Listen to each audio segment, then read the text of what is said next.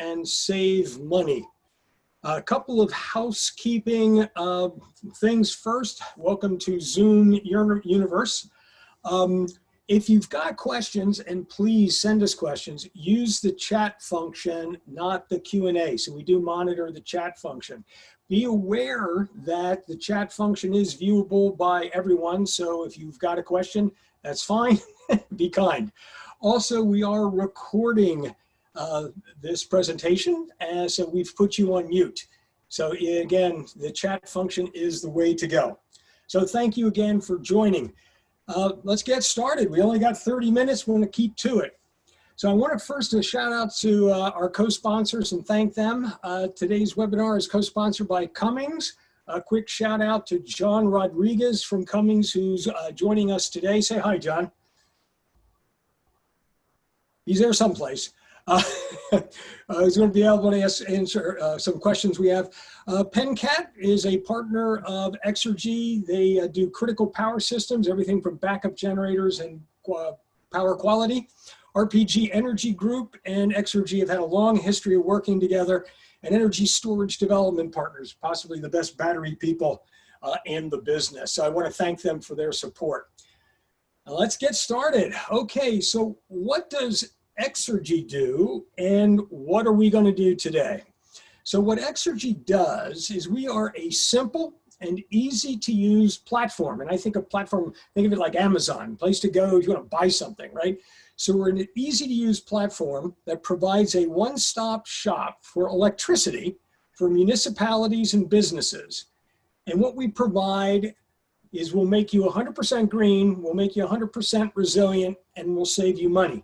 However, this presentation is a do-it-yourself. So we're going to teach you how to do what we do and somewhat how we do it. Now, this is a webinar series. This first session is an overview of the 3 main items and how we do it. Then there are 7 sections following that go into greater detail if you're interested in pursuing sort of a do-it-yourself strategy. We're going to take this webinar in 3 sections, the same as the value proposition: how to be green, how to be resilient, and then how to save money.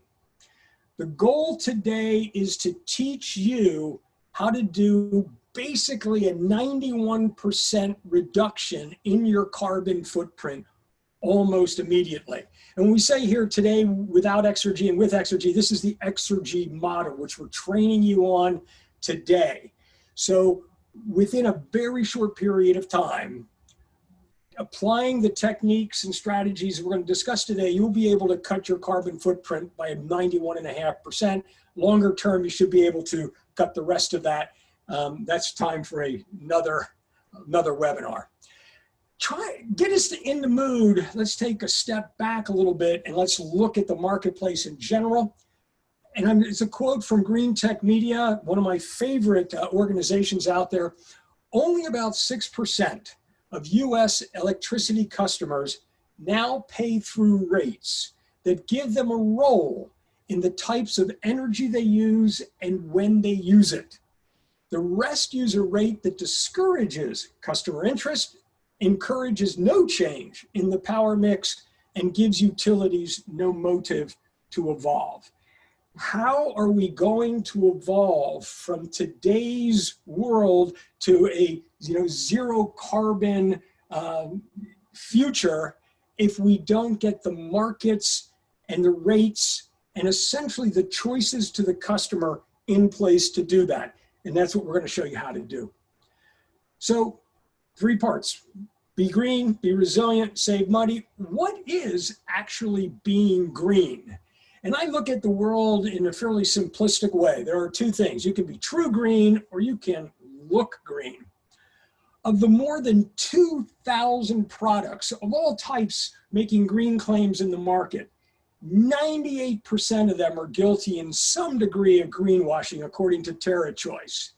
Because it plays well with consumers, you put on this green mantle, this green mask, but that's not what we're here to do. What we are here to do is to be actually green. And in order to do that, you've got to purchase green electricity. not renewable energy credits. The actual green electrons, not a piece of paper that says there's some green electron presented generated someplace else. The following quote from the Harvard Business Review: right now, huge surpluses of low-priced RECs are flooding the market. And the cost of a REC represents just a fraction of the added expense of making green power. Therefore, the purchase of a kilowatt hour worth of RECs does not necessarily displace a kilowatt hour of dirty electricity, nor by extension does it reduce the amount of CO2 entering the atmosphere. In short, it's doubtful that most RECs are delivering the environmental benefits ascribed to them. RECs were created for utilities to meet their renewable portfolio standards. That was great, but most utilities have all the RECs they need, so the creation of a new REC has almost no value. In many states, the RECs have absolutely zero value, and what we see is people acquiring them for virtually nothing and then coming to you and saying, hey, we'll make you 100% green. It doesn't cost you anything because we have all these essentially worthless RECs. Those RECs had almost or absolutely nothing to do in the building of that plant. To start to become green, and again, when we say you have to buy green electrons, you have to buy green electrons that are going to match your load. And we at Exergy are purists. We don't take this play of, I've got 100 megawatt hours of load, I'm going to buy 100 megawatt hours of solar. It sounds great, but does the generation and the load occur at the same time? So if I buy 100 megawatt hours of solar and I'm a 24/7 operation, the solar is great for 6 hours, but then the other 18 hours, I've got to get electricity from someplace, and that's going to be natural gas, that's going to be coal, it's a variety of things. So this concept of just buying ahead and buying electrons that doesn't match the load in kind of a real-time sense, to me is a little bit like greenwashing. So if you're going to do this the way that Exergy does, if you're going to be truly 100% green, you've got to acquire green energy that matches your load profile. So the first thing that you've got to do is understand your load profile. So I just put 3 here, and I want to thank the Department of Energy. They have a fabulous website where you can go and literally look at the load profiles of different kinds of businesses in different cities throughout the year, how it affects weather, all kinds of great things. So I picked 3 here. I picked a hotel, a commercial building, and a water treatment facility. And if you step back for a second and think about it, you'd say, well, those make pretty much total sense, right? If I'm a commercial building, tend to operate sort of 8 to 6 in general, but of course the building's been sitting idle at the night, so I've got to warm it up or cool it down in the morning, and people work late and I have lighting and things like that, so you got a big bump during the day. Water treatment plant, it's pretty flat, and it's pretty flat throughout the entire year. You have a little bump here and there at different times of the day. If you think at the end, it's when people are obviously taking baths and showers and things like that. And then if you look at a hotel, again, it's pretty flat most of the day. Then people check out by noon. It tends to roll off. Then people are coming back in, and they're registering. They're getting into the rooms, turning on their air conditioning and things. So what we need to do is find the renewable generation that matches these load profiles. Now, we're in pretty good shape there. So here is a snapshot of renewable generation at one location in the United States. This happens to be on the mid-Atlantic coast of the US. And it's all the different types of renewable that we have. And if you look at it, you'd say, okay, the stuff on the bottom is pretty flat as you'd expect, but nicely, wind and solar are somewhat complementary, meaning that if I have a load that's kind of flat during the entire day for 24 hours, by combining the right amount of wind and solar, I can get a pretty good match. So if we go back to our load guys profiles here, we can see, that water treatment plant and that hotel can be approximated by the right combination of solar and wind. Now, the goal that we have at Exergy is that we're going to match it really, really, really closely.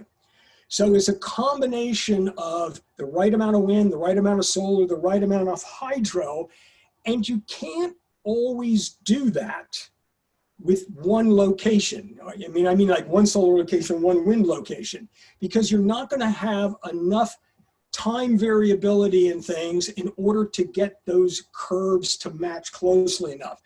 Let's take a look at it from perspective of a solar farm. Say you have the same solar farm with the same production across the country. Obviously, the one on the East Coast is going to be an hour earlier than the one in the Central, the Mountain, et cetera, et cetera, et cetera. So by being able to combine generation from different locations in the country, as well as different types of renewable generation, we have a lot of flexibility in how we essentially write our contracts to match that load as closely as we possibly can. Now, what I showed you was a load for a single day. Now, loads change over time, they change over the year, but so does generation. So we also have to look at this on a daily basis, monthly basis, as well as a yearly basis as well. So for example, here is PJM is Pennsylvania, Jersey, Maryland. It's the largest ISO out there, so the Mid-Atlantic states. And here is production and load, summer and winter in PJM. So it's really quite fascinating. Here, the yellow is our load. I happen to pick wastewater treatment plant again. Nice flat load here. But look how things change over the year. As you'd expect, solar in the summertime is going to be substantially higher than it is at the wintertime. Wind, on the other hand, is substantially higher in the wintertime by a factor of 2 than it is in the summertime. But our load is not changing very much. Now, again, this is a wastewater treatment plant. Exergy specializes with organizations we call always on. These are organizations that's got to run 24 hours a day, 7 days a week. If the grid goes down, they have to keep on running. So our customer loads tend to be pretty flat. The gray number, the gray line there is what's the price. So you'll notice that in the wintertime, price is pretty flat. Bumps up a little bit, end of the day, kind of around 9 o'clock or so, because people are turning on their heat in the wintertime. In the summer, you'll see that the price is spiking at the end of the day, just as solar is running off. That's because everybody is going home, turning on their air conditioners, and the demand for energy goes up dramatically, and they have to dispatch more expensive generation. So again, stepping back, we need to understand how our load changes over the day, month, and year, and then match that with how the renewable generation is also changing. So for example, the distribution of how much solar and wind that you need in order to match your load properly is going to change over the year.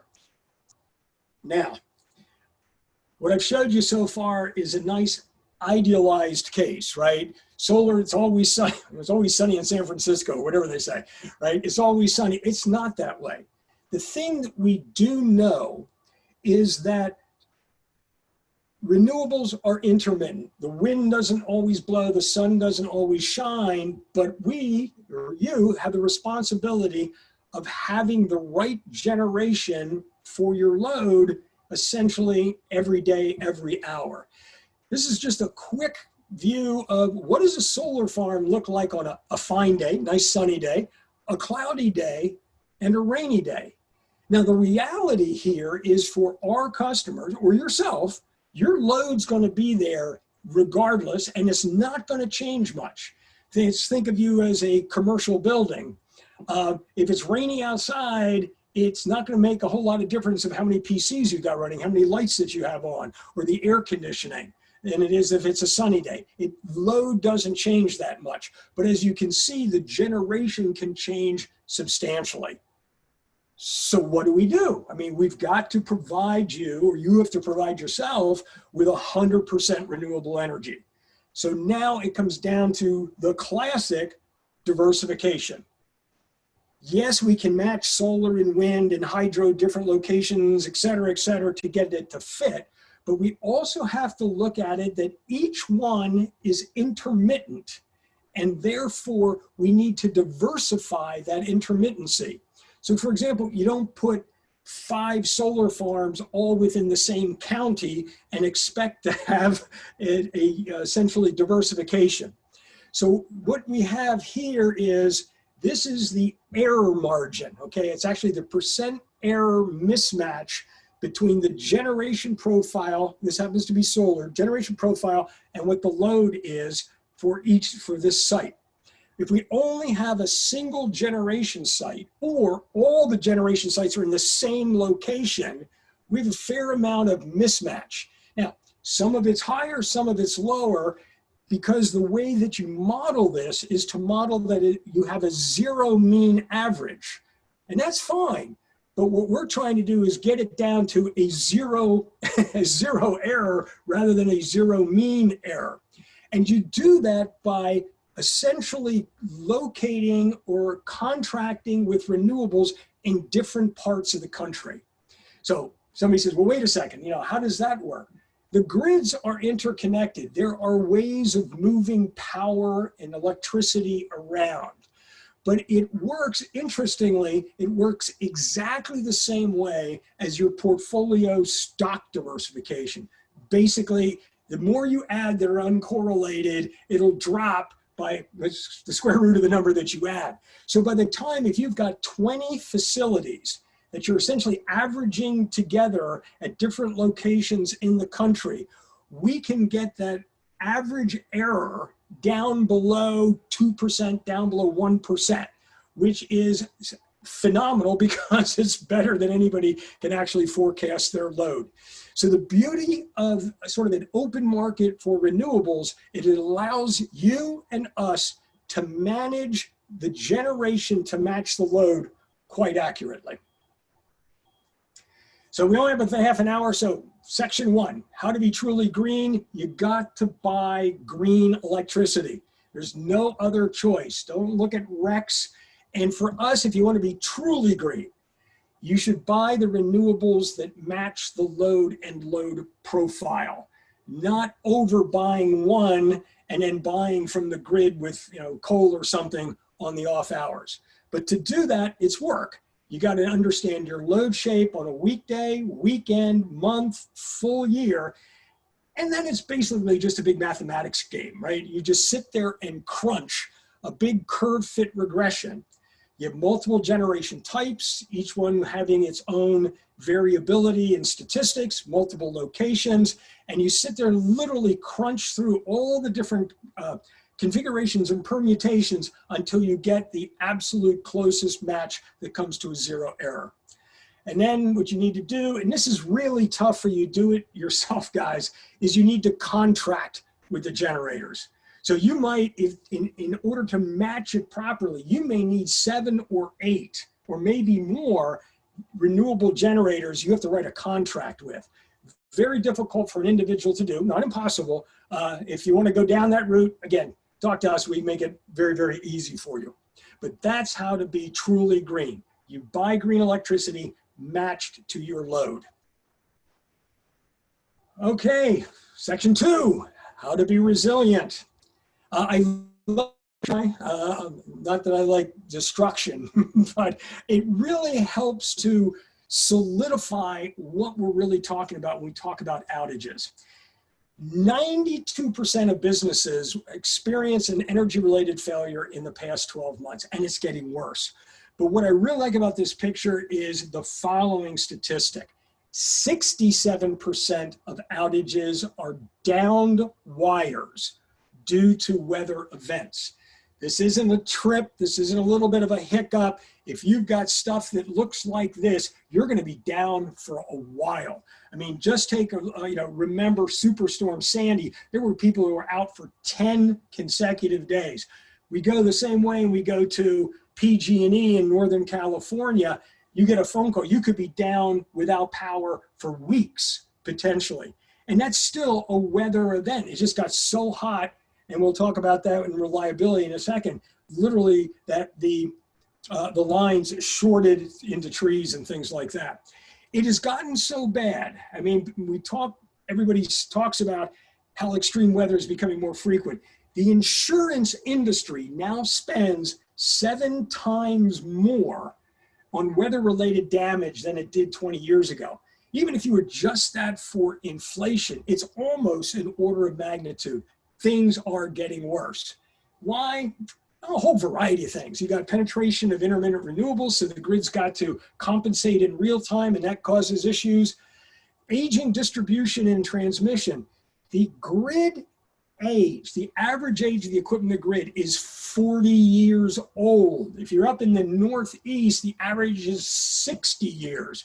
One, that's old. I'm old. But also, things have changed since then. So we get down here, it's like the grid is ill-suited for distributed generation solutions.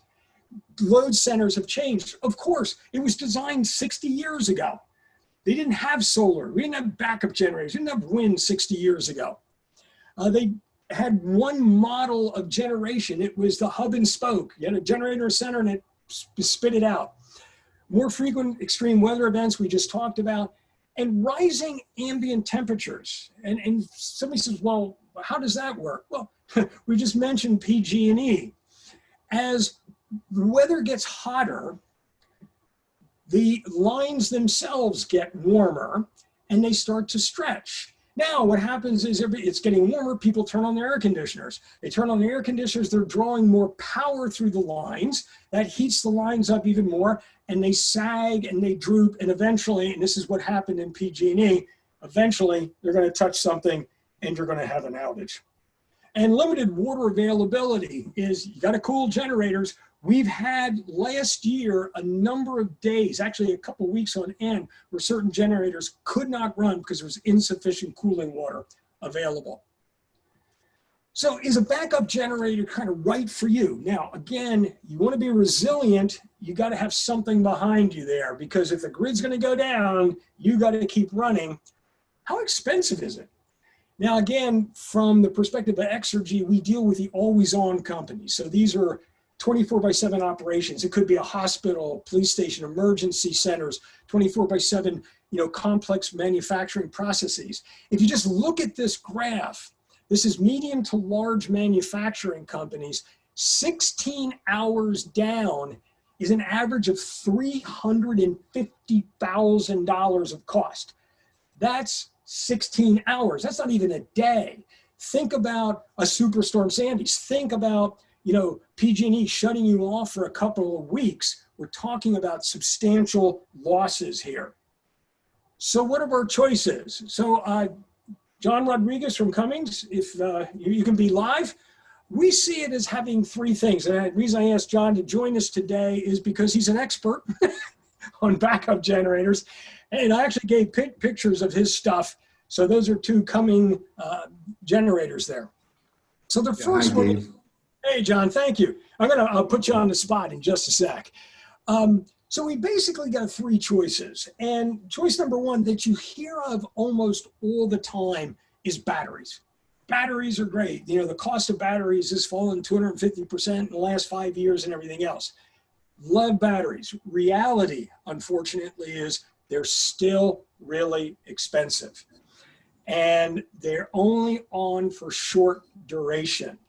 So for example, if you're only going to be down for an hour, battery might make sense. But if you're going to be down for longer than that, let's say you're going to be down for a week because the grid is down, how do you power how do you charge the battery? There's nothing there. The battery is uncharged. Now somebody will say, well, we could have solar. Yeah, you can have solar with a battery, but now the battery has to be able to handle the 18 hours that solar's not there, and the solar has to be large enough to store enough for those other 18 hours as well. So what happens is the amount of battery you need, and you're only going to use it occasionally, tends to be about 30 times what people typically say. For us, in our customers, batteries just don't pencil. They need to be able to be reliably running every day, potentially for weeks on end. Well, that brings us down to two others. We got diesels and we got natural gas. And John, I want to ask you this question because I've had a number of people ask this many times, like, okay, if I don't consider the cost here and I'm not going to consider the environmental issues of the two, which one is more reliable? And not only from an equipment standpoint, but also from an infrastructure perspective. Well, that's a very good way to look at it, Dave. The infrastructure behind the natural gas pipelines in the United States has been documented to be extremely reliable. And so you can envision, just like at your house where you have a natural gas meter and, you know, power, fueling your furnace, your water heater, etc., that fuel is always there. And in the diesel world, you have to, you know, obviously work with logistics around fuel trucks, fuel life, the actual shelf life of the fuel in the fuel tank that's local. It causes all sorts of problems, and people have done studies on you know, failure modes of diesel gensets, and a large proportion of those failures have to do with the fuel itself. And in natural gas, you can basically eliminate that risk from the equation because the pipelines in the United States have just a tremendously high uptime, tremendously high fuel quality. And the gensets themselves, the equipment side is basically equal from a reliability standpoint to any diesel. So if you can increase the reliability of the fuel source, you can you know, have a much more reliable system. Thanks, John. As a matter of fact, the Department of Defense, who obviously is an always-on organization, commissioned a study by MIT to look at just this this question: is should they go diesel, should they go natural gas, which one is more reliable? And it came down very, very strongly, go natural gas. You know, the pipes are underground. It's extremely difficult to interrupt that supply. And the uptime on natural gas is substantial. Diesel, it's inexpensive to buy, but they're unreliable. In Superstorm Sandy, and I don't mean to say anything negative about Cummins, because it's just diesel generators in general, 63% of the diesel generators fail to start and operate. And it's mostly because they need to be maintained. As John was saying, fuel becomes an issue. The fuel, if it sits too long, you know, will start to gum up. You get other issues. The batteries go dead and things like that. So if you really, really want reliability, you go natural gas. The note here, not green and stays green, is diesel generators are dirty. I mean, they emit a lot more CO2, a lot more, you know, particulates and things than does a natural gas. A natural gas prime power generator like this has about the same carbon footprint as the grid on average. So if the grid is down, remember, we're still producing our renewables someplace else. So that's offsetting it, and we're selling that to the grid. We just can't, you know, get it there. But what it's offsetting for you someplace else is about the same as you're adding. So the net effect is you're staying 100% green. What backup is right for you comes down to, again, look at your load profile. If you have something, if you're a commercial building and you're only going to be operating for those periods of time, a battery might be a good one for you, for the simple reason that it's only going to be on for a short period, potentially a short period of time while you're there, because everybody else is going to go home at the end of the day. If you're a wastewater treatment plant or a hotel, you better have something that you can rely on for hours and hours, potentially days and weeks. The benefits of natural gas generation: lower average emissions typically than the grid, so you stay green. Remember, the grid is comprised of a mixture of renewables, fantastic, nuclear, which is zero carbon, fantastic, old natural gas generators, not so fantastic, coal, pretty awful, and you know, a variety of things. But when you take the average of the sort of the carbon footprint of the grid, when you would be using a backup generator, you basically are just as good as the grid running it. And John, EPA factory certified. I mean, a lot of people say, well, isn't it difficult to get a natural gas generator sort of licensed and registered because of air permits? Am I correct here? It's pretty straightforward? It usually is. It's become pretty straightforward, and with an EPA certified machine, you can operate in both emergency mode as well as non-emergency modes if you have an economic benefit that you can take advantage of with that generation asset. And from a permitting perspective, as long as the equipment is EPA certified, which Cummins has a large portfolio of certified equipment, the permitting process should be relatively straightforward. John, I mentioned here fast startup and block loading. I always forget that, but I was always quite impressed with how quickly these come up. What can somebody expect? Someone could expect an asset like this to basically be called upon to start. It would start and be up to rated speed and voltage within basically 7.5 seconds. I'm sorry. Did you say 7.5 seconds? Yes. Wow. And at that point, it should be ready to accept full load of whatever its nameplate output is. Interesting. Thank you. They're quiet and they're low in generation costs. Again, thanks to low natural gas prices.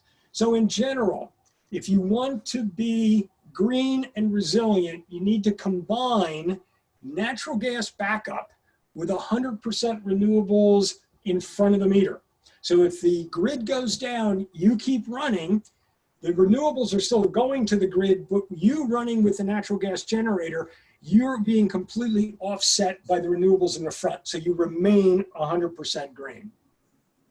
All right, I think I'm actually a little bit over. I apologize. I got started a little bit late. Last piece. So we've tackled be green. We've tackled be resilient. Now we want to talk about saving money. All right. Costs in electricity, there are 4 factors.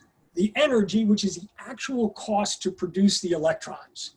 The infrastructure, the wires, the poles, the transformers, all the stuff to get the electricity to you. The utilization, what I mean here is how well is their infrastructure, the wire, the poles, the transformers, matched with the demand on those. And then volatility and risk is, what's the price risk of energy? Is it always, 8 cents a kilowatt hour, or does it vary, and who takes that risk?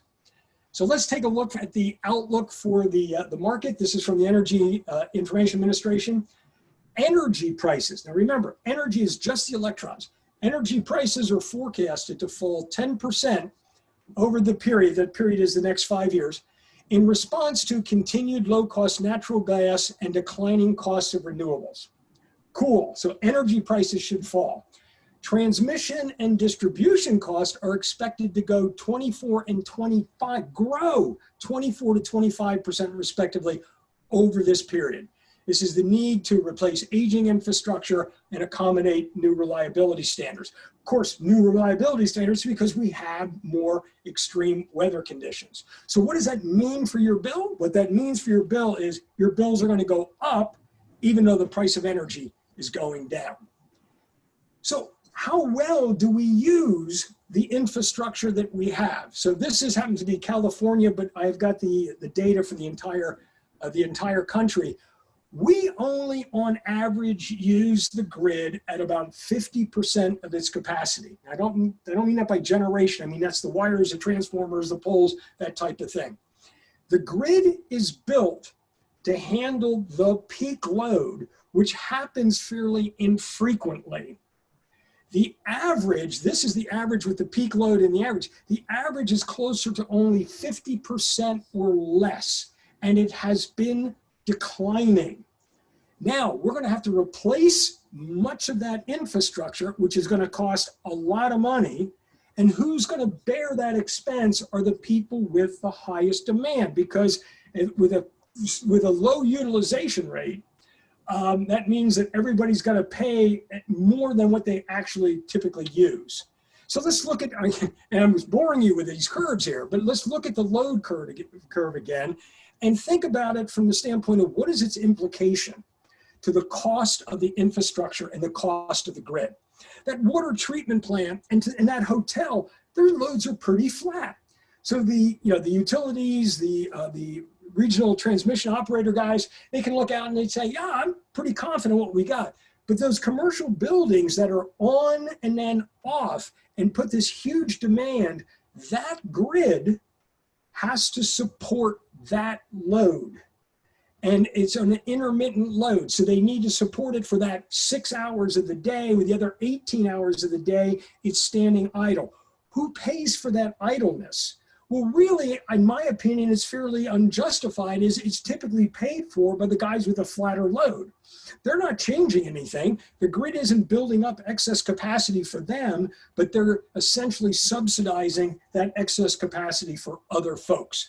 So if we want to save money, we got to deal with this demand issue.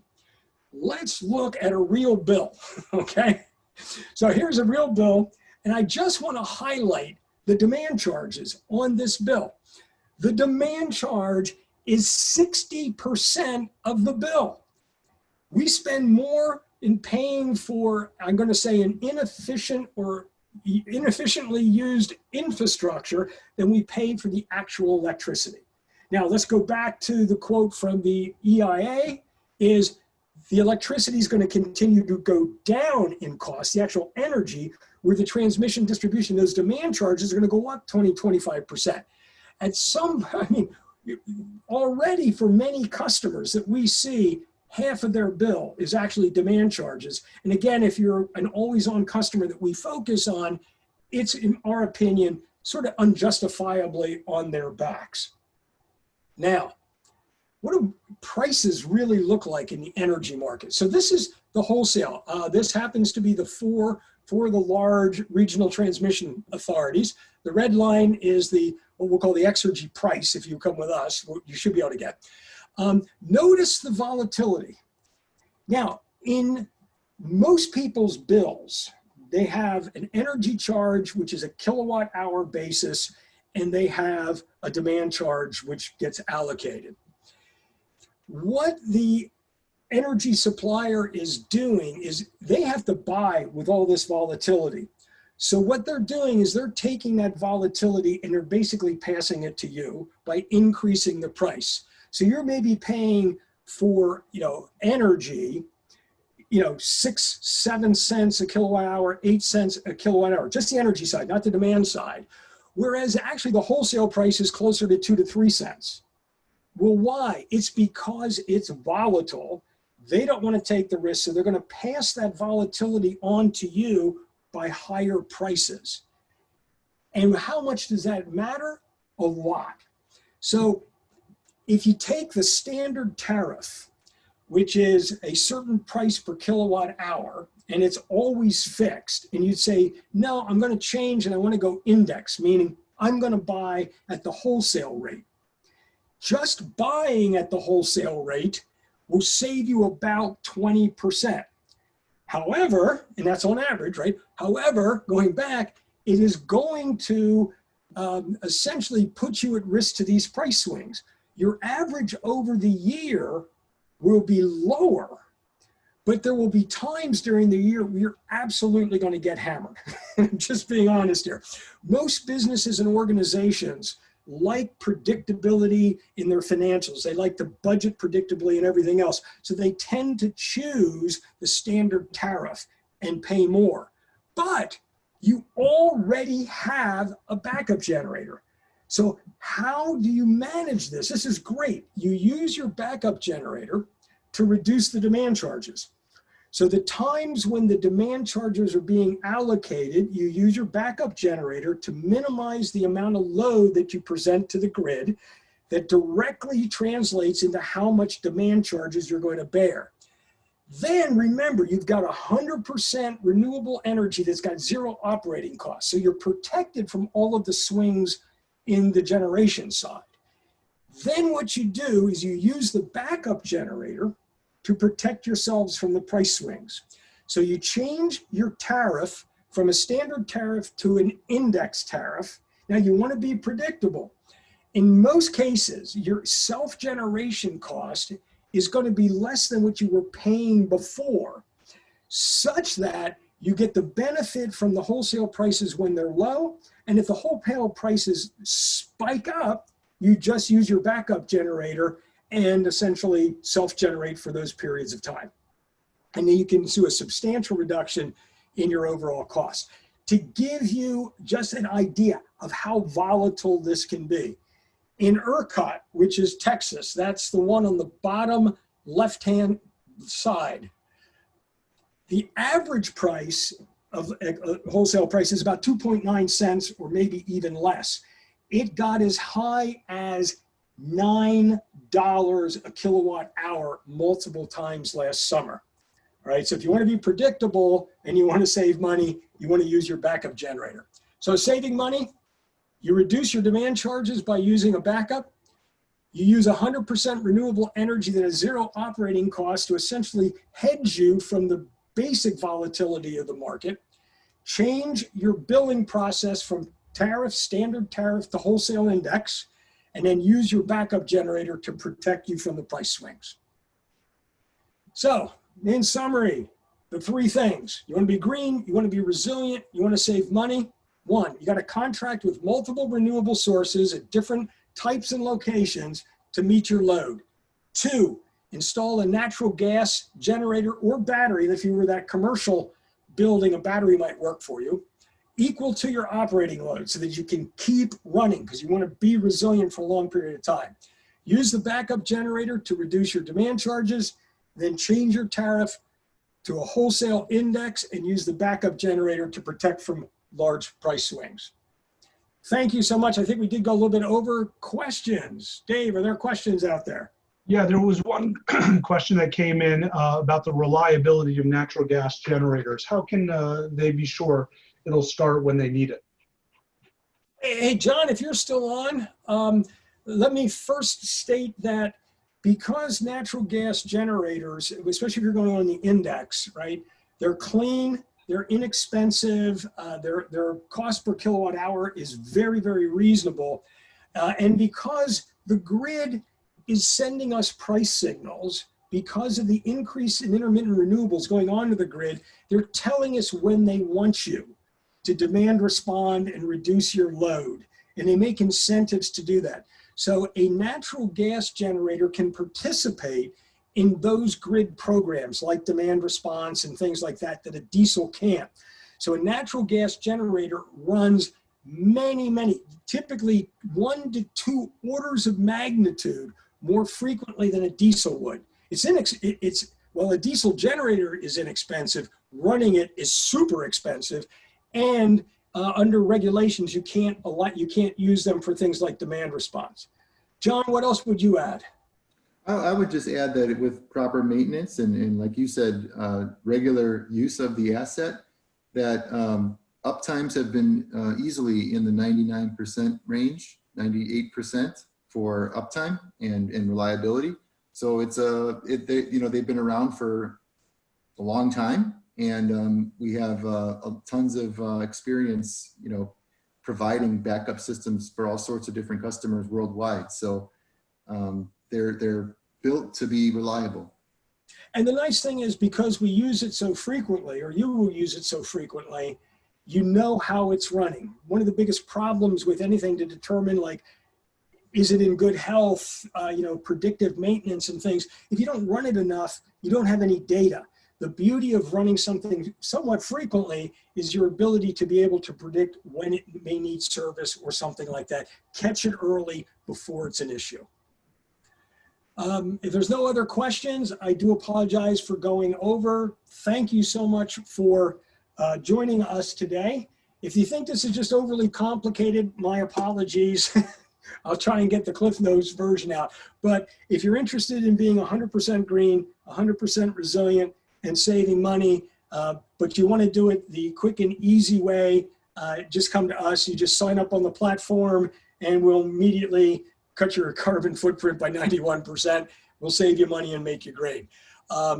If you are interested in learning more about how to do it yourself, the following upcoming webinars, they're every Wednesday at 2 o'clock for the next 7 weeks, go into each aspect in a little bit more detail. Backup generators, how to get a free backup generator, which really means how do you, immediately if you come to us, we could give you a free backup generator. just because if you know how to use it the right way, it pays for itself very, very quickly.